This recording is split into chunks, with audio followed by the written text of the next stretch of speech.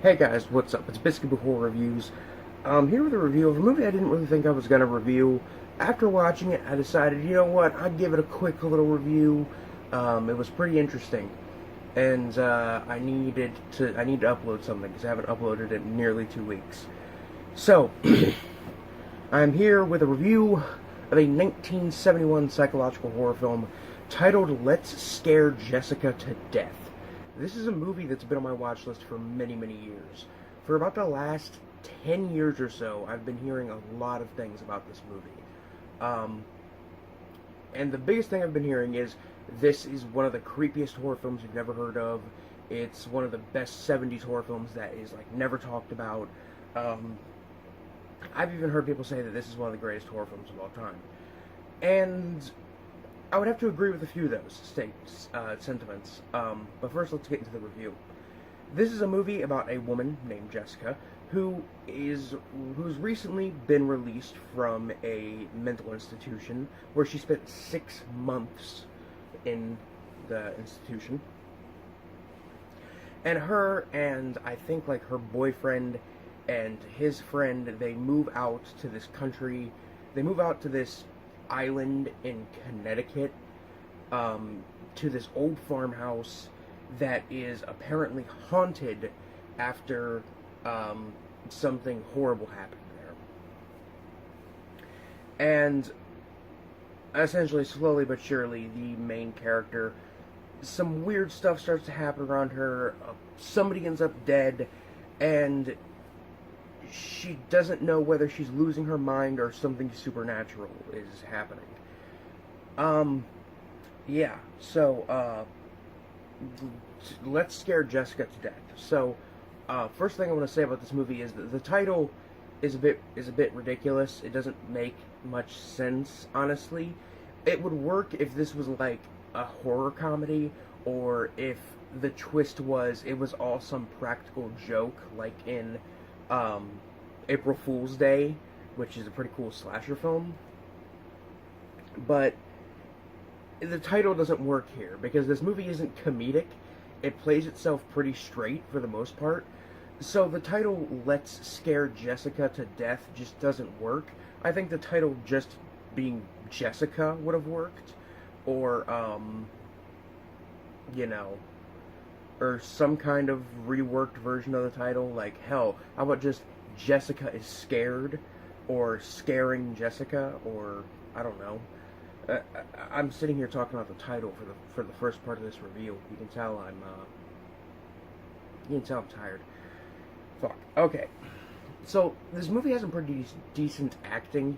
I wouldn't call it necessarily good or great acting, but the acting all around is pretty decent. Everybody turns in a good enough performance for the material that they're given. Considering this is a '70s horror film, you can't ask for too much in terms of acting. The setting is very remote, very isolated, and there's always fog surrounding the farmhouse. It's very, very creepy and very well done. If there's one thing I love, and absolutely, absolutely fucking love, when it comes to, you know, creepy, atmospheric horror films, it's fog. Like, fog is one of those things that always, always works with these kinds of movies. And it works well here. The farmhouse itself is pretty creepy, and what is going on in this at the farmhouse and everything is very mysterious. It doesn't really show its full hand. It doesn't play itself entirely as it being supernatural or psychological. It leaves it pretty much open to your interpretation until the ending, and even then, the ending leaves that open to interpretation. The film is pretty well paced. There are some slow bits here and there. I found myself dozing off a little bit as I was watching it. I had to rewind it a couple times. That's probably not the fault of the movie. I'm on 3 hours of sleep right now, so I'm not one to be saying, you know, oh, this movie was boring and it put me to sleep, because I'm purposely running on only a few hours of sleep. Uh, the film is pretty well written. The pacing's fine. The camera work, technical aspects are all pretty well done. It's a decently shot movie. You know, it's definitely pretty well lit and everything. It's no like Suspiria. You know, there's no like colorful lighting and wild camera work in it, but it's got a interesting kind of down home, almost like Southern Gothic kind of style of its own. Um, Shit, I don't know what else to say. What there is of gore effects are pretty well done. The character of Jessica, the main character, she's pretty likable and pretty memorable. You know, I would say she's a pretty interesting protagonist. Um, you know, I very much like having unreliable protagonists in films and pieces of fiction and literature because their stories are more interesting because sometimes you have to separate what's bullshit from what is not bullshit. As for the claims of this being like one of the greatest 70s horror films ever made, and it being like one of the, you know, a really great forgotten film, I can definitely say that this movie is a pretty cool, pretty interesting, pretty well made, and creepy at times 70s horror film. Definitely, you know, if you're into 70s horror, this is one I would definitely say it's worth checking out. As for the claim that this is the best 70s horror film nobody's ever seen, or that is just, you know, forgotten or underseen, I would have to disagree almost entirely. While it's a really cool movie and really creepy and well done, it's not like that.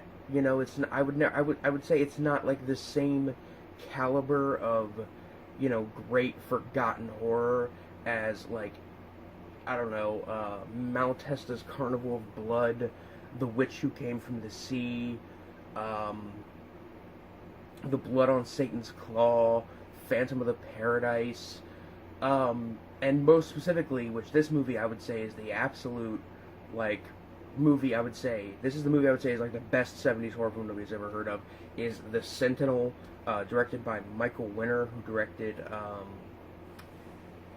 what the fuck did he direct?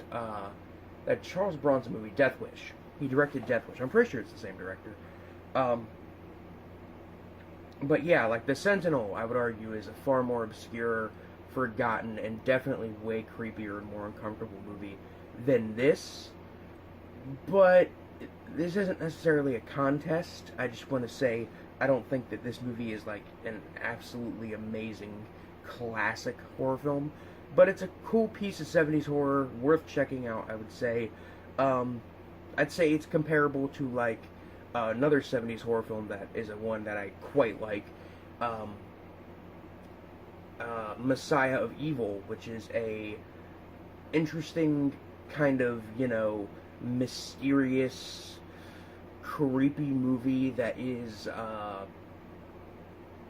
that very similar to this movie, never shows its full hand, and really leaves everything open to interpretation, which is cool. On the gore meter from 1 to 10, 1 makes something like Nosferatu, 10 makes something like Peter Jackson's Brain Dead. Let's Scare Jessica to Death is probably like a 2.5, maybe just a solid 2. The movie's rated PG-13. There are a couple scenes. There's like a scene where you see somebody's throat has been slit. There are a couple scenes involving various, you know, wounds. There's a scene where somebody is stabbed in the back with a hook. You know, these are definitely things you probably wouldn't see in a modern PG-13 horror movie, but I would still say it's still a relatively PG-13 friendly film. You know, I would definitely would say this is